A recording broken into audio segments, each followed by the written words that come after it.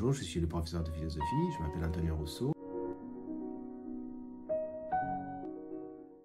Alors, pourquoi on enseigne la philosophie en terminale et quel est le but en fait de la philosophie vraiment et ensuite comment on l'enseigne. Alors, le but, le pourquoi en fait de la philosophie en terminale, c'est le fait qu'on essaie de développer auprès de l'élève le sens de la vérité, de l'analyse et aussi bien de l'autonomie de la pensée. Nous utilisons en fait trois perspectives principales.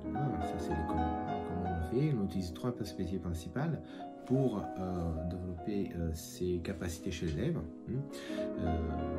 Donc on a la perspective, en fait on a la connaissance, on a la morale et la politique, on a l'existence humaine et la culture. Ces trois perspectives sont accompagnées par des notions.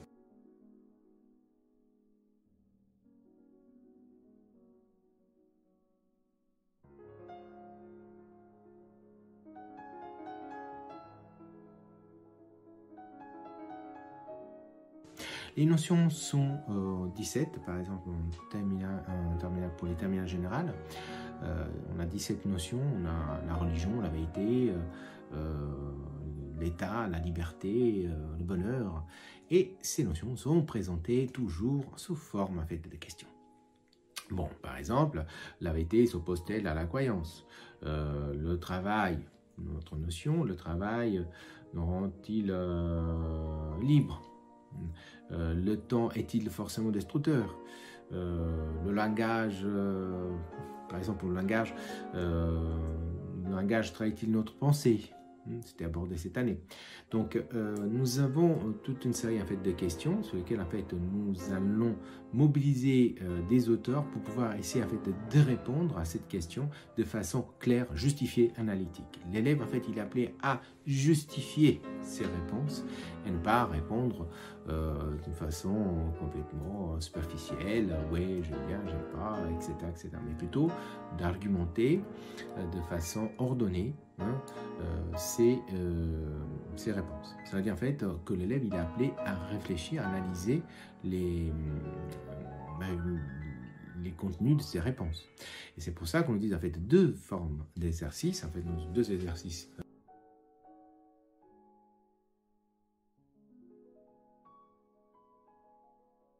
De texte et la dissertation. La dissertation, c'est un discours, ou bien c'est une composition que l'élève rédige pour pouvoir essayer de répondre à une question donnée, comme par exemple, le temps est-il forcément destructeur?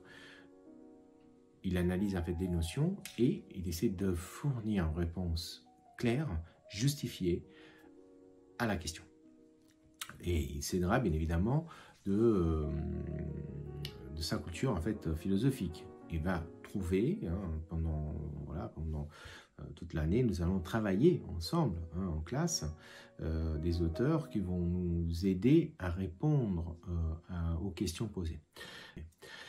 En revanche, l'explication de texte, c'est une analyse d'un texte que l'élève, en fait, il est appelé à analyser. Il va voir comment l'auteur, en fait, il s'est posé cette question, pourquoi cette question est importante, et essayer, en fait, de fournir une explication linéaire au texte qui lui a été confié. Donc, le jour du bac, il aura deux questions au choix, deux questions sur lesquelles, en fait, il peut produire, en fait, une dissertation, ou bien une explication de texte. On va lui soumettre en fait une explication de texte. Les textes, ils font au maximum une quinzaine de lignes. C'est un exercice complexe et qui demande une certaine, capacité, aisance et bien évidemment exercice. C'est pour ça que pendant toute l'année, nous alternons bien évidemment l'exercice. Les élèves vont produire au moins 8 exercices, 9 exercices sur toute l'année. Voilà, ça c'est en gros en fait l'esprit de l'épreuve de philosophie et les contenus. Nous nous appuyons souvent en fait sur des supports artistiques, on va être en fait des photos qui sont présentées par des PowerPoint et aussi des vidéos. Par exemple, j'utilise des extraits de films.